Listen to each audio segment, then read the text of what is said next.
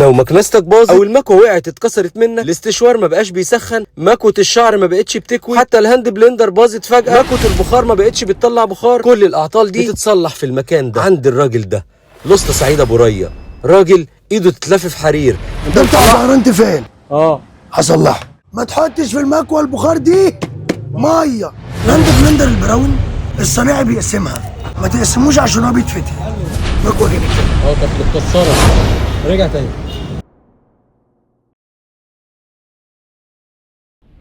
انا هنا في امبابه طبعا، وتحيه لكل اهل امبابه والله العظيم، يبارك الناس لك. المحترمه. انت اللي نورتنا. معرفت بالراجل ده لما حد سالني على حد بيصلح مكاوي الشعر دي، قعدت ادور لقيت الموضوع صعب جدا، ان قليل جدا اللي بيصلح مكاوي الشعر. لقيت الراجل ده على التيك توك خارب الدنيا، مش بيصلح بقى مكاوي شعر، ده بيصلح كل الاجهزه اللي هتشوفوها النهارده.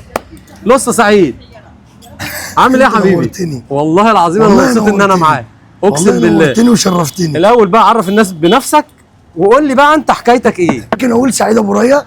اتشرفت طبعا بمعرفتكم كلكم ومعرفه استاذ احمد. ربنا يبارك في عمرك. بنصلح مكوه الشعر ايا كان نوعها ايه، حلو. ايا كان جايه منين. المكوه اللي جايه من بره بتشتغل 110 فولت، نحولها ل 220 فولت كهرباء بلدنا. انت ايه اللي انا عايز اسال بس سؤال، انت اتفضل. ازاي دخلت المهنه دي اساسا؟ تعليم. ايوه، اتعلمت فين بقى؟ اصل انت مش انت بتعمل حاجات انا ما شفتهاش عند صناعيه كتير، يعني في ناس بتبقى متخصصه، اللي بيعمل مكنسه واللي بيعمل مكوه، اللي بيعمل، انما هو بيعمل ما شاء الله موسوعه اقسم بالله. اتفرج بقى بيشتغل ازاي. ده عنده حاجه بقى، ده انا نسيت اقولها لكم، ده جنني بيها دي، البتاع البراون اللي هي بتاعت اسمها ايه؟ مكنه ازاله الشعر. المكنه دي بص براون فقط. بيصلح دي ما حدش كتير، ده انا دي بيرموها يا باشا، الحاجات دي بتترمي لما بتبوظ والله، لان تروسها والحاجات اللي جوه صعبه جدا ان هي تتصلح. سمعتك بتقول لي انهم بيرموها. والله هي اقل مكنه ب 3000 جنيه اصلا ما شاء الله. اللي هي البراون ال7. الشفره في التوكيل بتعدي ال 1000 جنيه. انت عندك شفراوي؟ ده براون، كل ده اصليات بس. اهي، ما تعالى اوريهم، تعالى الماركه اهي. ما بشتغلش ما شاء غير الله. في براون، عشان اللي هيكلمني يقول لي في GR مكن حلاقه رجالي مش شغال. انا شغال مكن ازاله شعر براون لحد الترس. ده حتى التروس بتاعتها موجوده عندك. الله اعمل ميكروويف، مكنسه، مروحه، مكاوي، بتاع الاستشوار، فانت جبت ده كله منين؟ ربنا. طبعا ونعم بالله. ثم دعاء الوالدين. ده الحاجه راضيه عنك جامد. الحمد لله. ايوه الحاجه راضيه عني الحمد لله. طبعا والله. والدي اصلا العيله كهربائيين، كهربائي سيرسيون، حلو. فني كهربائي سيرسيون. حلو قوي. اتعلمت ان انا امسك ده وده فقط لا غير. تمام. نماني. انا تعليمي معايا بكالوريوس اخصائي ركاب الجوده. والله العظيم أصلاً. ما شاء الله. ركابه جوده. ما شاء الله. ده راجل يعني ده جامعي. احنا دكتور المهنه دي، اشتغل واتعب لحد ما تحقق حلمك. انت اصلا من امبابه؟ اساسا. الله اكبر. بيوتنا وبيوت العيله امبابه، مسقط راسنا امبابه. مكاوي الشعر انت متخصص فيها اولا؟ الحمد لله. يعني انت تخصص، لان دي صعبه، يعني دي مش اي حد بيشتغل فيها. حلو. فتحت المكوه، بصيت عليها، دي فيها بورده، دي فيها سخانين. طيب طب قطع الغيار بقى، ما هي بورده سخانين دي سهله، انما اجيبها منين انا؟ هنجيبها. اتفضلوا. قطع الغيار بتاع المكاوي الشعر كلها، ده انت الكوافيرات هيحبوا المكان ده جدا. انا مش بجيب لك مستعمل عشان الناس بتقول لي مستعمل. دي بورده. الله. لا ده برد. دي كذا واحده، ده انت دخلت المصنع. ما شاء الله. ده برد. الله. ده برد. شاسات ظهر للناس اللي بتلزقوا لي بمادتين بتاع المكوه التورنادو السخان. لو اديته كهرباء يفرقع. طب اوريك حاجه تانية.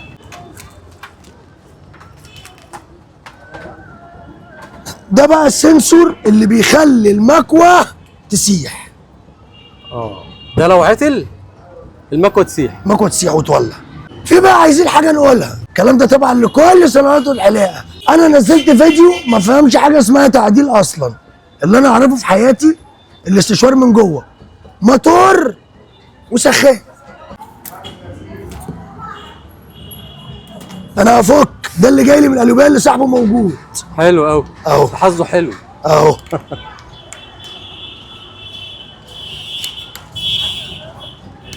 ده عطله ايه الاول؟ مش عارف عطله ايه؟ السخونيه بتاعته ضعفت قوي والموتور طبعا زي ما بيسخنش؟ ما بيسخنش. ما بيسخنش. بيسخن بس السخونيه بتاعته انا عايز. ما احنا هنحط الفيشه دلوقتي. هنحط الفيشه دلوقتي. اه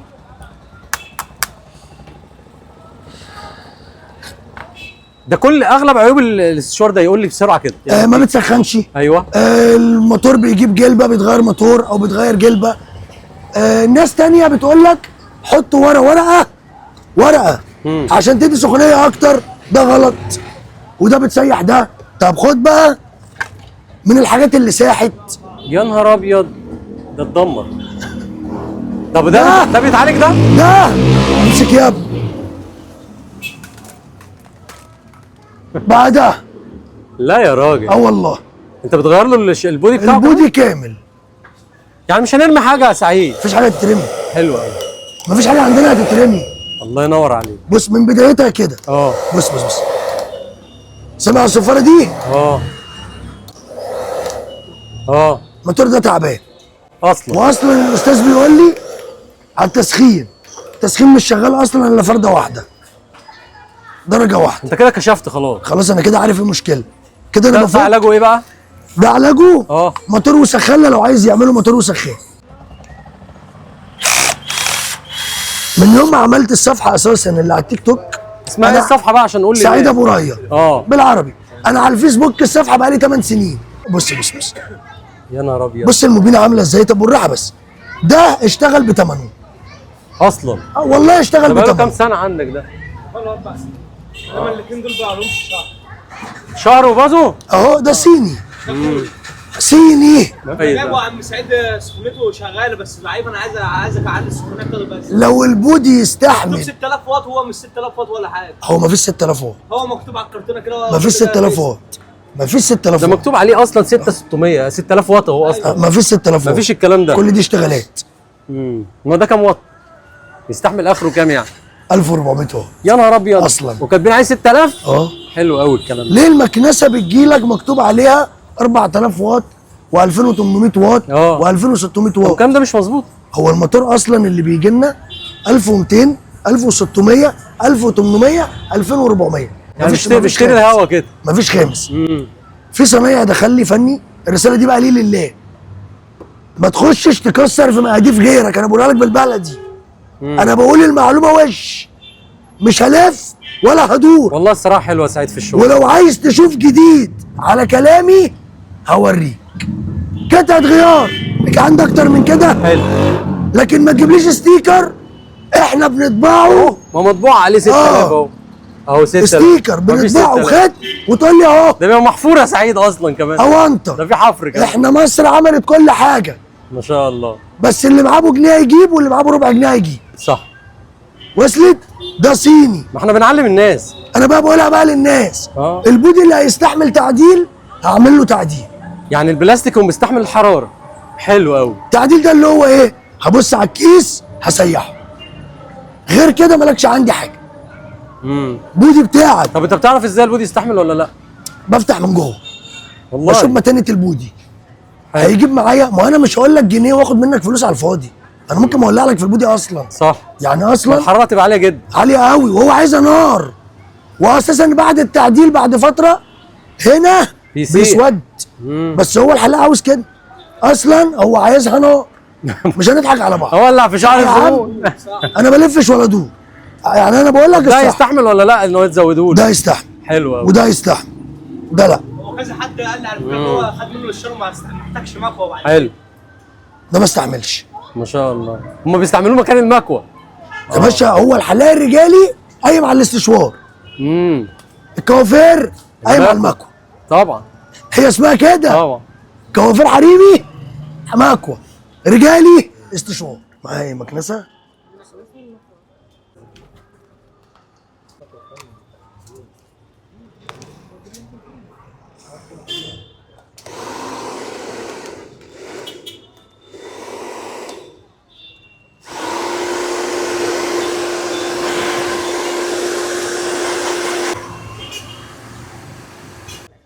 كده واحد كده اتنين. حرك ايدك بقى. كده واحد سرعة. ها كده واحد كده اتنين ايدك سيب ايدك. انا بالنسبه لك ساعه، سيبولي على الارض جنبي. ده طلع غير لها كفر، واحنا قاعدين مع بعض غير لها كفر وانت قاعد. الحاج حاول يلزقها، هيلزق سخن في بلاستيك نار، بتستعملها بروتين اصلا. كوافير، كل الشغل ده كوافير. ما شاء الله، كل الشغل ده كوافير. لكن بالنسبه لده معلش، دي بوردتها بفلوس. هي دي كانت ب 600 جنيه صح؟ كانت يعني دلوقتي ب 900. بكام دلوقتي دي؟ ب 2800 جنيه. طب بص، من قبل ما افتح اهو، شايف السيحان ده؟ اهو اهو في المكوه. المكوه جايبه سيحان وطقم الركبه نفسها اهي.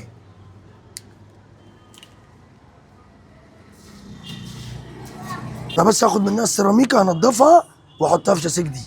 حلو. واحط لها فرده سخان وفرده سنسور عشان هي مطلعه كفر السنسور اهو. مالها؟ بص بتفصل، يعني تشتغل وتفصل. ما بتلحقش تسخن. ما بتلحقش تسخن اللمبه، مجرد ما تدخل تتهز في سلك. البانيسونيك مالها؟ شفتها ضعيفه.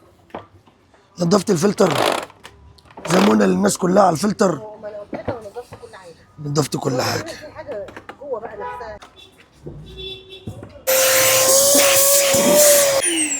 بص كده معانا يا باشا، شويه التراب اللي جوه دول المفروض ان المكنسه شفط طرد شفط طرد. حلو.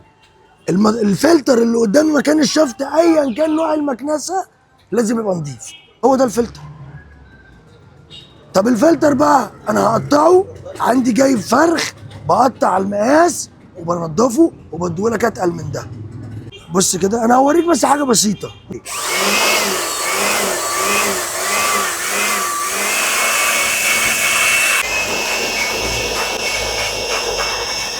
فيها ايه لما تنضفها؟ بعد ما استعمل انضف. هنقول الست معاندة ان هي ما تنضفش؟ لا، هي مش عارفه. صح بالظبط. مش عارفه. بس معلش، انت مش اول تعامل معايا. لا ما انا عارفه. ما انا بسالك عشان انت تقول وانا عارفه ان هو بس فانا مش من النوع ان اعمل شغل. عارفه والله. انا بسالك الله ينور عليك يا سعيد. انا صريح ولا هحل شغل. انا بقول لك اعملي كذا في بيتك اهو.